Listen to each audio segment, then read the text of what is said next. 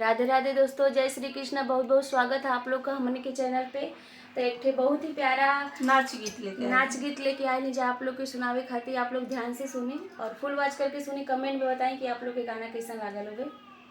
तो चलिए। ई दर्द बड़ा मोल हो, दर्द सहलो ना जाला।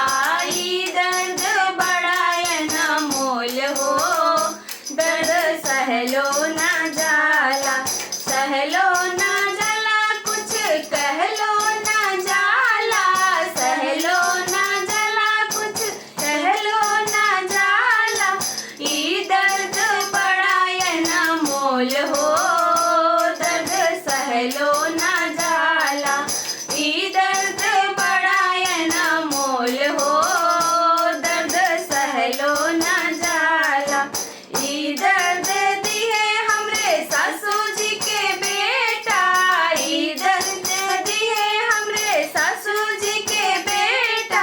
सासू जी के बेटा, हमरे सासू जी के बेटा। सासू जी के बेटा, हमरे सासू जी के बेटा। अब ना बोलिए हमसे बोल हो, दर्द सहलो ना जाला।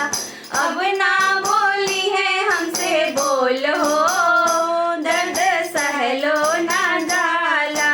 ई दर्द बड़ा मोल हो, दर्द सहलो ना जाला। ई दर्द बड़ा मोल हो, दर्द सहलो ना जाला। ई दर्द दिए हमरे जेठ जी के भैया। ई दर्द दिए हमरे ननद जी के भैया। ननद जी के भैया हो, ननद जी के भैया। अब ना देखिया मोरे और हो, दर्द सहलो ना जाला। अब ना देखिया मोरे और हो, दर्द सहलो ना जाला। ई दर्द बड़ा मोल हो, दर्द सहलो ना जाला। सहलो ना जाला, कुछ कहलो ना जाला। सहलो ना जाला, कुछ कहलो ना जाला। ई दर्द बड़ा मोल हो, दर्द सहलो ना जाला। ई दर्द बड़ा मोल हो, दर्द सहलो ना जाला। ई दर्द दिए हमरे बेटी के पापा। ई दर्द दिए हमरे बेटी के पापा। बेटी के पापा हो, बेटी के पापा। अब ना आवे हमरे और हो, दर्द सहलो ना जाला।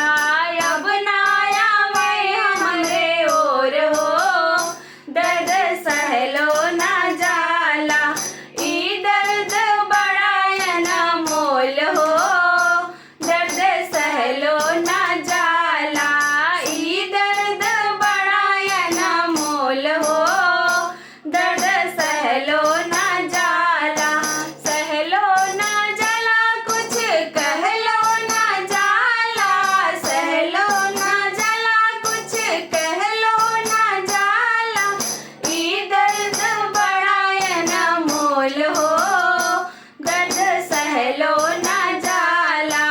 ई दर्द बड़ा मोल हो, दर्द सहलो ना जाला। जरूर बताएं कि आप लोग के गाना कैसा लागल है।